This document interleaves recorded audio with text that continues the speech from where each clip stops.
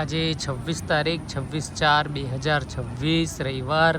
આજે તાલુકા પંચાયત જિલ્લા પંચાયતની જે ચૂંટણી હતી ત્યાંથી બધા અમે મતદારોને મતદાનની પ્રક્રિયા પૂરી કરીને અમે સમગ્ર સ્ટાફ આજે બોડેલી ખાતે જે આ ડિસ્પેચિંગ સેન્ટર હતું ત્યાં બધું સાહિત્ય લઈને મશીનોને બધું લઈને અમે આવી ગયા છે। તો હવે આ જુઓ આ બધા ધીરે ધીરે લોકો ફરીથી આવવાના ચાલુ થઈ ગયા છે પોતાના મતદાન કેન્દ્રો પરથી પેટી લઈને બધું સાહિત્ય લઈને જિલ્લા પંચાયતની અલગ અને તાલુકા પંચાયતની અલગ અલગ જે કંઈ થેલીઓ હતી અને જે ત્યાંનું મત કુટીર હતું ને જે બધું સાહિત્ય સવારે આપ્યું હતું 25 તારીખે એ બધું લઈને પાછા આવી રહ્યા છે। તો તમે જુઓ અને અમારા વિડીયોમાં જોડાઈ લેજો। કેવું છે, કેવી રહી તે સમગ્ર પ્રક્રિયા, ચૂંટણીની સમગ્ર પ્રક્રિયા તમને બતાવશું, કેવો અનુભવ રહ્યો અમારો અને કેવી રીતે આ બધું સંચાલન થયું તે તમે જણાવશું। તો તમે જોડાયેલા રહેજો। આ બધી બસો આવવાની ચાલુ થઈ ગઈ છે અને બધા પોતપોતાની રીતે સાહિત્ય લઈને આવી જ રહ્યા છે।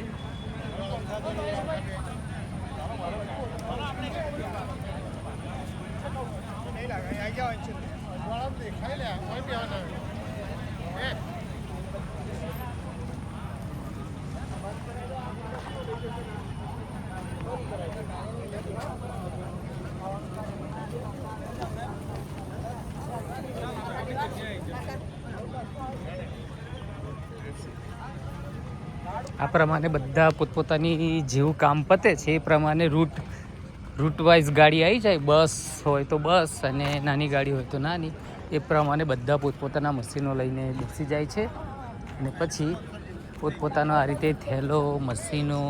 અને આ વખતે એવું છે કે તાલુકા જિલ્લાના બે મશીન હતા એટલે થોડું વધારે ભીડભાડવાળું થઈ ગયું હતું એટલે થોડું અવ્યવસ્થા થઈ ગઈ હતી। આ રીતે બધા પોતાના મશીનો લઈને ઉતરી રહ્યા છે જુઓ। અને પછી ચેકલિસ્ટ પ્રમાણે જે પ્રમાણે આ માઇકમાં બોલે છે એ પ્રમાણે બધા પોતપોતાના પરબીડિયાને બધું આપશે। ખાસ ધ્યાન રાખજો, એ પ્રમાણે વસ્તુ લેજો।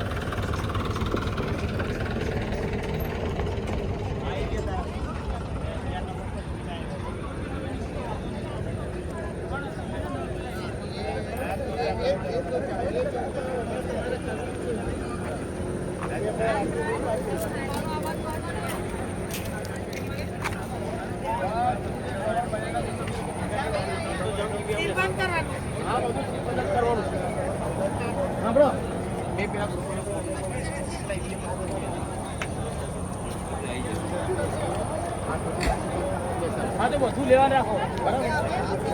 અમને એક ઈવીએમ ના લો, ઈવીએમ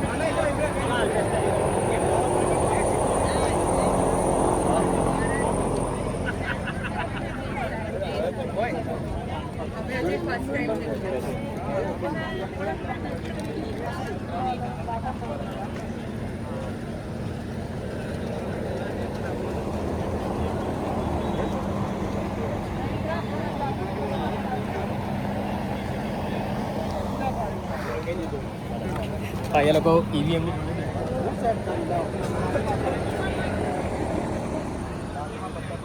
આ પ્રમાણે અહીંયા જમવાની વ્યવસ્થા છે। સરસ મજાનું જમવાનું છે, કઢી, ખીચડી, શાક, પૂરી બધું જમવાનું છે। એટલે જે કંઈ સ્ટાફ કામગીરી કરીને આવ્યા છે એમના માટે આ જમવાની પણ વ્યવસ્થા છે અહીંયા। આ પ્રમાણે ખૂબ સરસ આયોજન છે અહીંયા બોડેલી ખાતે।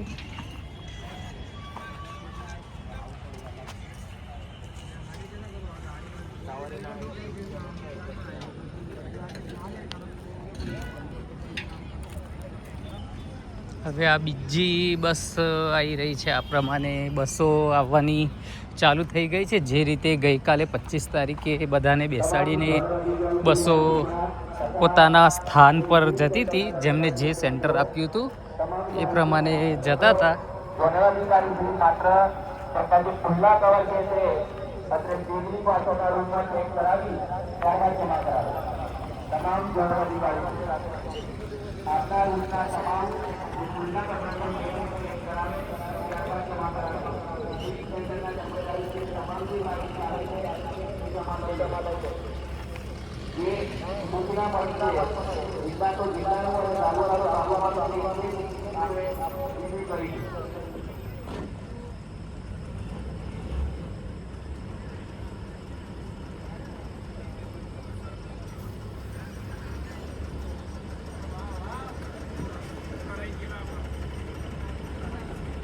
આ પ્રમાણે બધા પોતપોતાનું સાહિત્ય લઈને ઈવીએમ મશીન, પછી મતકુટીર, પછી એક થેલો હોય છે આખો કોથળો મોટો, એમાં બધું સાહિત્ય ભરેલું હોય છે. તે પ્રમાણે બધા પોતપોતાના મતદાન મથકેથી પાછા બોડેલી ટીસી કાપડિયા કોલેજ છે તો ત્યાં આવવાનું શરૂઆત થઈ ગઈ છે. તો બધા એ રીતે આવે છે ને આ સામે આ મંડપ દેખાય છે, આ રિસીવિંગ સેન્ટર છે. તો આ રિસીવિંગ સેન્ટર પર બધા હવે આવવા લાગ્યા છે ને પોતાનું સાહિત્ય જે કંઈ હોય છે તે બધું જમા કરાવીને પછી જ પોતાના ઘરે જઈ શકશે. એ પ્રમાણેની આ વ્યવસ્થા ચાલુ છે. તમે આવેલ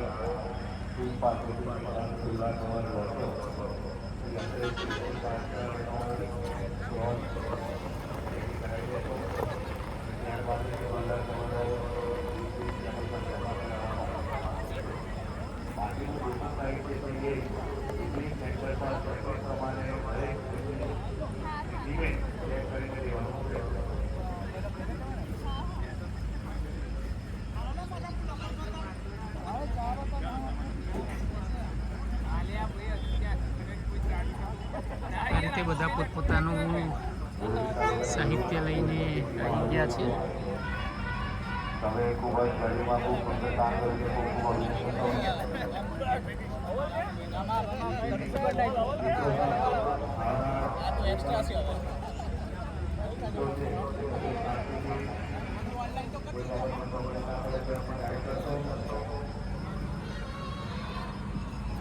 અને જે પણ સામગ્રી છે તે પ્રમાણે સ્વીકારશો.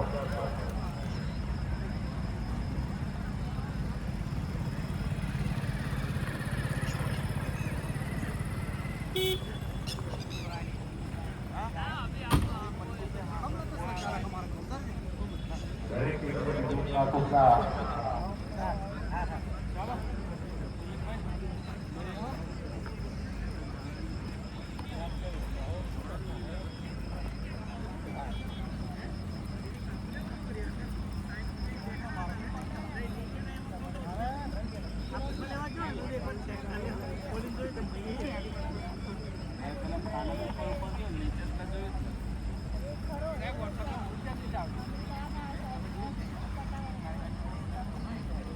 આ બસ સ્કૂલ બસ છે એટલે જાય છે, ફક્ત ઇંગ્લિશ મીડિયમની સ્કૂલ બસ છે.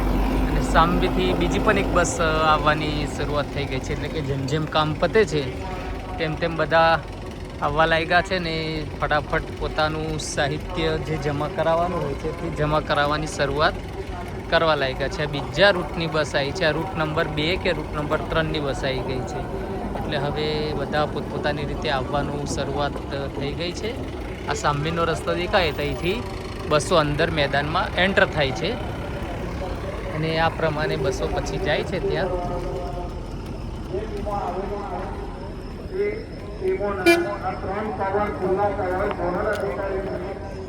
કંટ્રોલ રૂમમાં આવી અને ચેક કરાવી લે છે અને 1 બાય 1 ટીમનું મટીરિયલ પણ જે તે કાઉન્ટર ઉપર રિસીવ કરાવશે. જો ટીમ આવી ગઈ હોય તો રિસીવિંગ વાળા મિત્રો જે તે ટીમનું સાહિત્ય કલેક્ટ કરશે. જો ટીમ આવી ગઈ હોય તો રિસીવિંગ વાળા મિત્રો જે તે ટીમનું સાહિત્ય કલેક્ટ કરી આ ખુલ્લા કવર ઝોનલ અધિકારીશ્રીને આપશે. ઝોનલ અધિકારીશ્રી જે કંટ્રોલ રૂમમાં એ કવર અહીંયા ઓનલાઈન ચેક કરાવીને એ ખુલ્લા કવર ફરી કાઉન્ટર ઉપર જમા કરાવશે.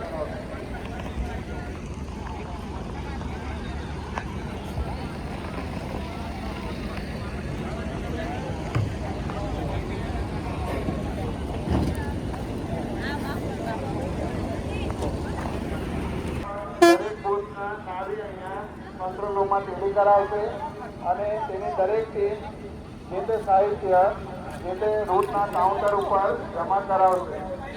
ઝોનલ અધિકારીથી જો પોતાના બૂથના 3 કવર ખુલ્લા અહીંયા કંટ્રોલ રૂમમાં ચેક કરાવશે અને જે તે બૂથનું મટીરિયલ કાઉન્ટર ઉપર રિસીવિંગ કરાવશે. ઈવીએમ તાલુકાનું અને જિલ્લાનું અને કવર પણ 3 તાલુકાના અને 3 જિલ્લાના ઈવીએમ સાથે ખાસ તમારે સીલબંધ લેવાના છે, જેનો ચેકલિસ્ટ અત્યારે તમને ટેબલ ઉપર આપ્યું છે. એ જ મુજબ ઈવીએમના જે મિત્રો છે રિસીવિંગ વાળા એ રીતે તમારે સાહિત્ય કલેક્ટ કરવાનું છે અને